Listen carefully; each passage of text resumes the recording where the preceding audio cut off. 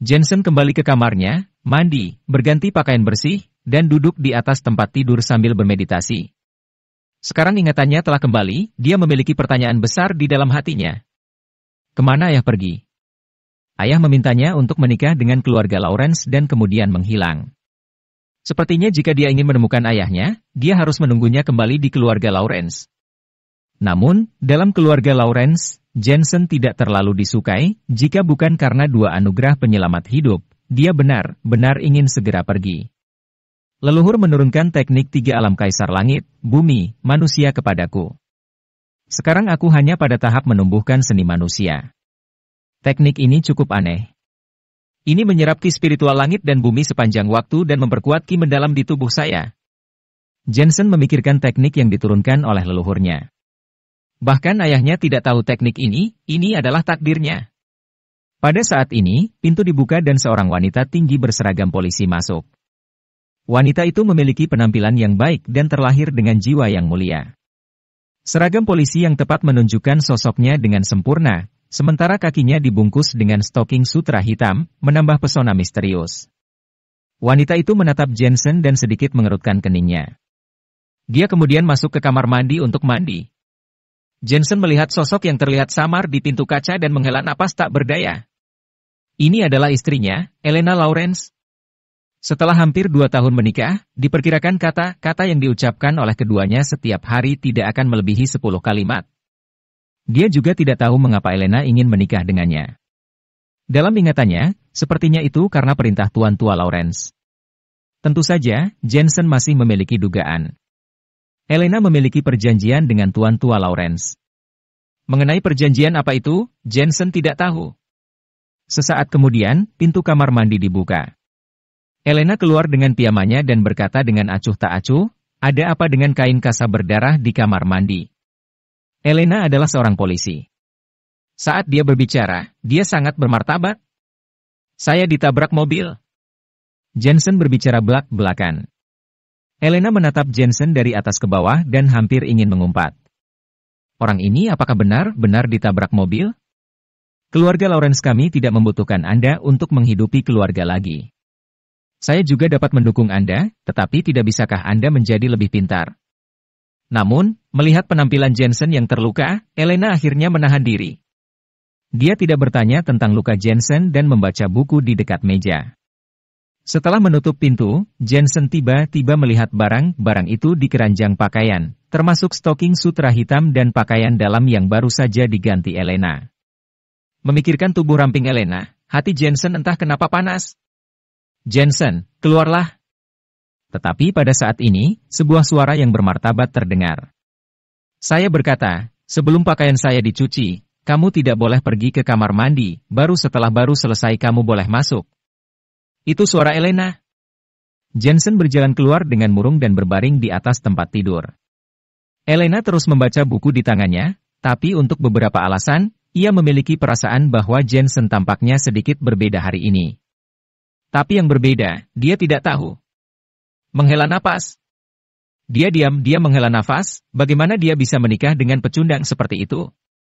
Kamu bilang kamu tidak punya kemampuan untuk melupakannya, tapi juga membosankan, hari seperti itu tidak bisa dilanjutkan. Tapi untungnya, tanggal perjanjian dengan kakeknya akan segera tiba. Pada saat itu, Elena akan benar-benar bebas dan menyingkirkan pernikahan yang rusak ini. Pada malam ini, keduanya tidak mengatakan apa-apa dan tidur seperti ini. Tentu saja, Elena secara alami tidak mungkin tidur dengan Jensen. Mereka telah menikah selama kurang dari 2 tahun dan benar-benar tidur terpisah. Keesokan harinya, Jensen bangun, namun suara marah ibu mertuanya sudah terdengar di lantai bawah. Jensen, Menir telah menelepon dan mengatakan bahwa Anda dipecat. Katakan kesalahan apa yang kau lakukan. Anda gagal dalam semua yang Anda lakukan. Sayangnya, Menir menelepon sebelumnya. Betapa jeleknya nada itu? Aku kehilangan semua wajahku untukmu. Pergi ke perusahaan Dorchane sekarang dan dapatkan gaji bulan ini. Suara itu sampai ke ruangan. Jensen sedang mandi di kamar mandi dan tidak bisa menahan dan menggelengkan kepalanya. Jensen tidak mengatakan apapun. Dia berjalan ke lantai pertama dan pergi ke perusahaan Dorchane untuk mendapatkan gaji terakhirnya. Bukankah ini sangat normal seperti biasanya? Bu, sudah lama ku bilang jangan memperkenalkan pekerjaan padanya, tapi kau menolak mendengarkanku. Sekarang kamu telah kehilangan muka dan menyinggung orang. Melihat Jensen berjalan menunduk, adik iparnya Diana menggelengkan kepalanya dan tertawa. Setelah beres, dia siap berangkat ke sekolah. Jensen tiba-tiba berhenti. Dia kembali menatap Diana dan berkata sambil tersenyum.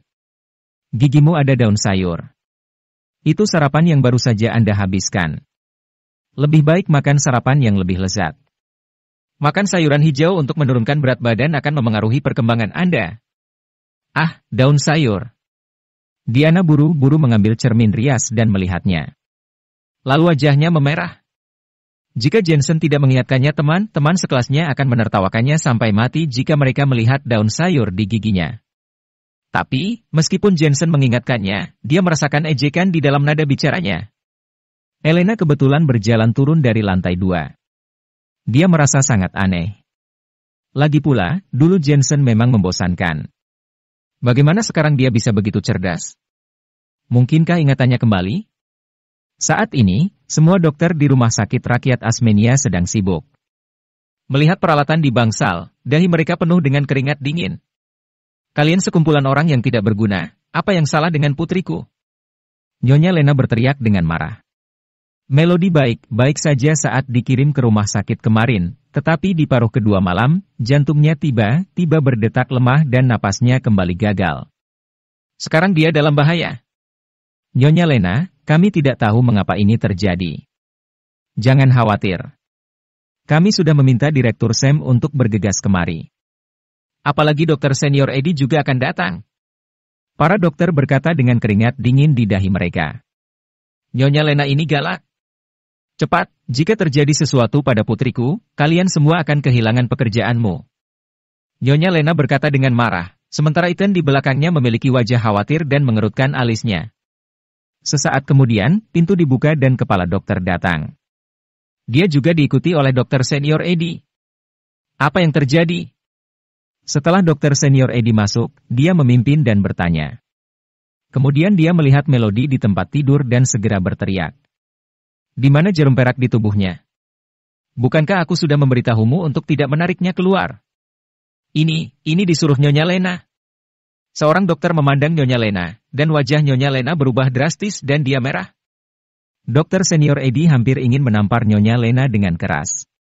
Kemarin, pemuda itu sudah mengatakan bahwa jarum perak harus dipelihara selama 3 jam, jika tidak nyawanya akan dalam bahaya.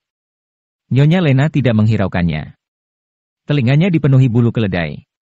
Dia bilang dia tidak mau mendengarkan. Dokter senior Eddie, apa yang terjadi? Nyonya Lena juga tidak tahu saat ini. Awalnya, jika itu masalah rumah sakit, dia pasti akan sangat marah, tapi sekarang sepertinya itu masalahnya. Saya sudah mengatakan, jangan terlalu tidak sabar. Ethan memarahi istrinya, lalu berkata dengan tulus, Dokter senior Eddie, pikirkan cara. Kamu mau bawa ke rumah sakit di ibu kota provinsi? Sudah terlambat. Dokter senior Eddie sedang melihat peralatan itu dan menggelengkan kepalanya. Lalu, bisakah masukkan kembali jarum perak itu? Nyonya Lena bertanya dengan ketakutan. Apakah kamu bermain dengan akupuntur? Satu-satunya cara adalah menemukan pemuda yang kemarin. Dokter senior Eddie berkata dengan samar, Melody tidak bisa bertahan lama. Semakin cepat kita menemukannya, semakin baik.